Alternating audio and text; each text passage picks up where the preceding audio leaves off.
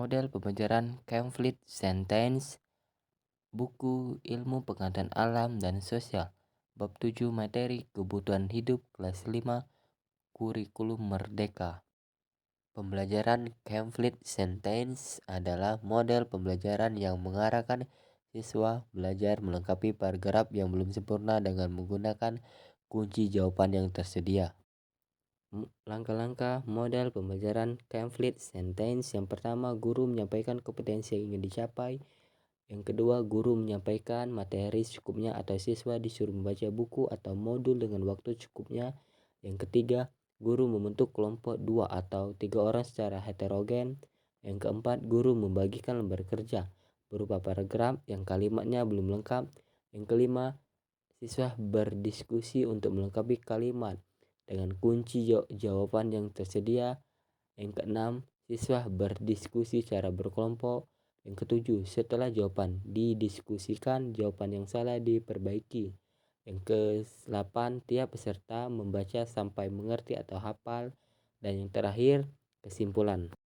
Prinsip ciri-ciri Conflict Sentence. Yang pertama, soal yang disampaikan berupa kalimat yang belum lengkap sehingga makna atau arti kalimat tersebut belum dapat mengerti. Yang kedua, kalimat yang banyak dan saling berkaitan dalam sebuah paragraf dan belum sempurna serta belum dimengerti maknanya. Yang ketiga, kalimat dapat dilengkapi dengan pilihan kata yang disediakan. Yang keempat, harus diisi dengan kata-kata tertentu, misalnya istilah keilmuan atau kata asing. Dan yang terakhir, jawaban dari kalimat yang belum lengkap itu sudah disediakan. Kelebihan model pembelajaran Conflict Sentence. Yang pertama, mudah dibuat guru hanya dengan menghilangkan satu kata dalam kalimat. Yang kedua, siswa tidak perlu menjelaskan jawabannya, hanya perlu memadukan rumpang atau tidak jawabannya. Dan yang terakhir, siswa diajarkan untuk mengerti dan menghafal mengenai materi.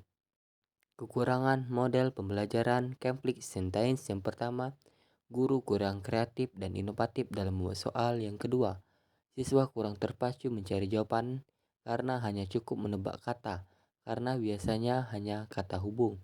Dan yang terakhir, kurang cocok untuk dipergunakan dalam setiap bidang studi. Assalamualaikum warahmatullahi wabarakatuh. Waalaikumsalam warahmatullahi wabarakatuh. Apa kabarnya Nana hari ini? Baik. Apakah sudah sarapan? Sudah. Sebelum kita memulai pelajaran pada hari ini, baiklah kita berdoa. Di sini siapa yang ingin memimpin doa? Rizky. Kepada Rizky, Ya. memimpin doa. Silakan Rizky. Berdoa dimulai. Doa selesai.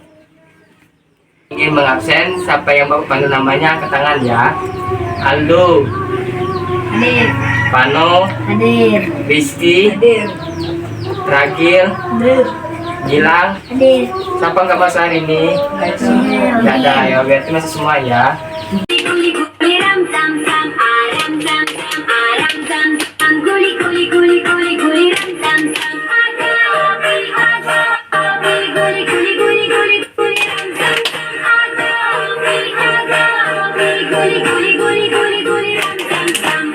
Sudah ice breaking sebelum masuk materi pada hari ini, yaitu bab 7 mengenai kebutuhan hidup.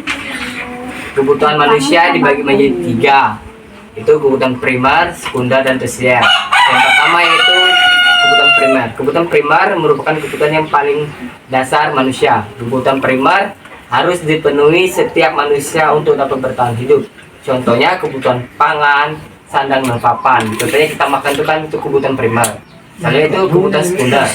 Kebutuhan sekunder adalah kebutuhan yang sifatnya melengkapi kebutuhan primer dan meningkatkan kenyamanan. Contohnya pendidikan, hiburan, dan kendaraan itu contoh dari kebutuhan sekunder. Yang terakhir yaitu kebutuhan tersier. Kebutuhan tersier ini merupakan kebutuhan akan barangnya sifat mewah, ukurannya mewah. Sebuah barang bergantung pada tingkat kemakmuran seseorang. Barang-barang tersier dapat meningkatkan status sosial pemiliknya. Contohnya perhiasan dan barang-barang bermerek. Perhiasan emas atau mobil-mobil yang merek mahal itu contoh dari kebutuhan tersier. mempunyai lembar kerja peserta didik. Di sini kalian isi nama kelas. Untuk di LKBD menjatuhkan identitas nama. Di sini Bapak akan membagi beberapa kelompok siswa. Jadi peserta didik nanti kalian mengisi beberapa soal, 5 soal. Jadi di sini kan ada contoh soal kan, beri kasih clue dulu. Pertama itu kebutuhan manusia dibedakan menjadi 3. Itu kebutuhan primer, kebutuhan titik-titik. Jadi diisi kalian titik-titik. Di sini yang kosong dari kebutuhan siap. Jadi kalian nomor 1 pilih yang 5 dulu. Membagikan beberapa kelompok. Yang pertama yaitu Rizky sama Ragil.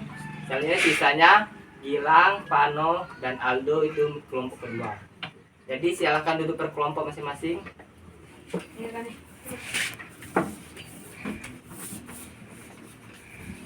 LKBD kalian.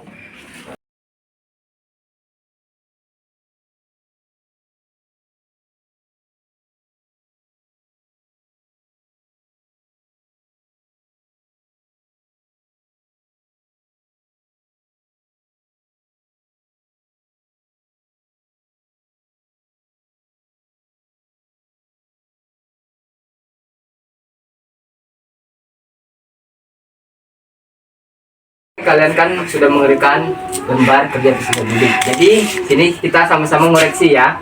Kalau ada yang salah bilang. Kan jawab nomor 1 kan kebutuhan manusia dibedakan menjadi 3 jenis, yaitu kebutuhan primer, sekunder, primer, kebutuhan titik-titik, dan kebutuhan tersier. Jawaban nomor 1 apa? Kebutuhan sekunder. Betul. Jadi jawab kebutuhan sekunder benar. Benar. Penting. Sudah. Nomor 2 kan, makanan merupakan titik-titik manusia paling dasar. Isinya yang titik-titik itu apa? Kebutuhan. Nah, benar. Selanjutnya itu nomor 3.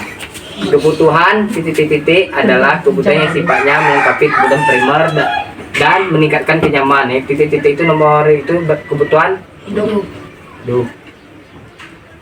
Salah. Itu kebutuhan sekunder. Kita sudah mengoreksi LKBD-nya. Silakan dikumpul LKBD-nya. Di sini kan di LKBD kan ada beberapa soal. Siapa yang hafal antara 5 soal yang tadi? Angkat tangan. Rizky, yang persilakan. Di sini saudara Rizky. Merupakan kebutuhan manusia yang paling dasar. Tepuk tangan dulu, beri aplaus kepada Rizky. Karena dia menghafal soal tadi. Jadi kan materi pada kita hari ini mengenai kebutuhan hidup.